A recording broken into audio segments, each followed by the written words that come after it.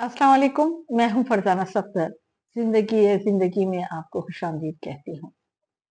आज मैं एक सच्ची लेकिन बड़ी दर्दनाक कहानी मुख्तसरन आपके साथ शेयर करना चाहूंगी।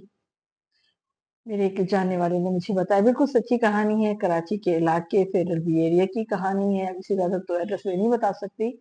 वो कहते हैं कि मैं जिस इलाके में जाता था अपने बच्चों को ट्यूशन के लिए छोड़ने भी जाता था और लेने भी आता था, तो अक्सर मैं एक घर के बाहर एक बुढ़िया को देखता था।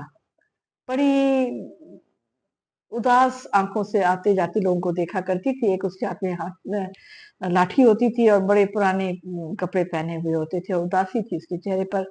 होगी कोई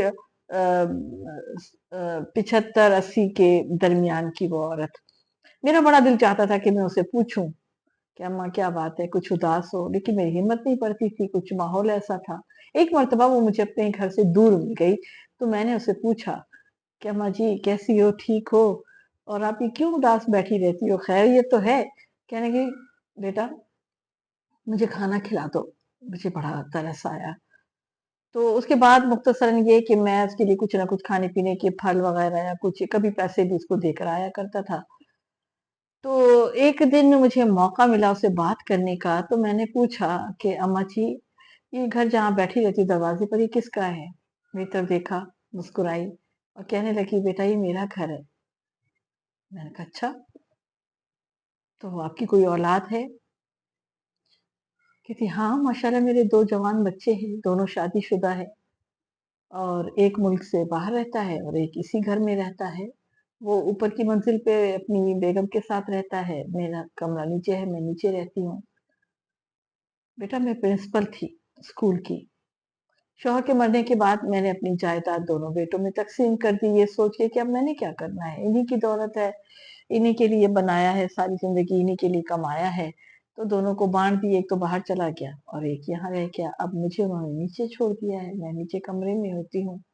बाकी उसने कोई शिकवा नहीं किया, कोई गिला नहीं किया, लेकिन मुझे मोहल्ले वालों ने बताया कि इसको कोई बेटा या बहू पूछता नहीं है और ये इधर उधर से मांग टांग के अपना खाना वगैरह पूरा करती है, क्योंकि जाहिर है इंसान है, बगैर ग़िज़ा के तो नहीं रह सकता ना। लेकिन जो दुःख, जो दर्द था वो ये था कि सारी उम्र जिन बच्चों के लिए कमाया और फिर आखिर में मियाँ के मरने के बाद जो कुछ जायदाद थी वो दोनों में बाँट भी थी, उसके बावजूद उसका जो एक बेटा है वो साथ रहकर नहीं पूछता, वो तो दूसरा तो दायरे गैर में चला गया।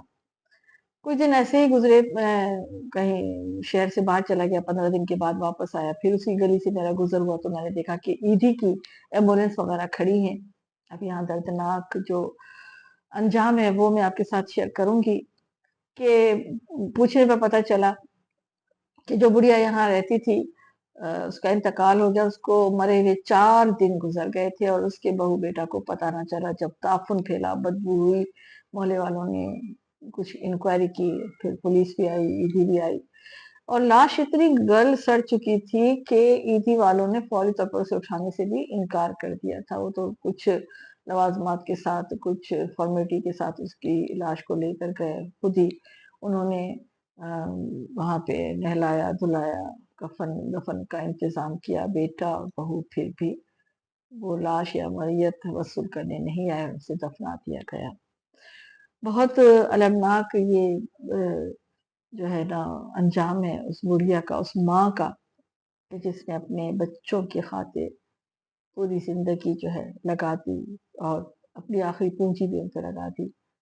तो ये जो कहा जाता है ना कि भई अपने बुढ़ापे का सामान करें और जब तक आप ज़िंदा हैं, अपनी जायदाद अपने कब्ज़े में रखें। लाख आपके बच्चे जो हैं वो बहुत अच्छे हैं, प्यार करते हैं और आपके साथ बहुत अच्छी तरह से रहते हैं, और आपका दावा है कि कभी ऐसा नहीं हो सकता, अल्लाह ना करे कि ऐसा हो।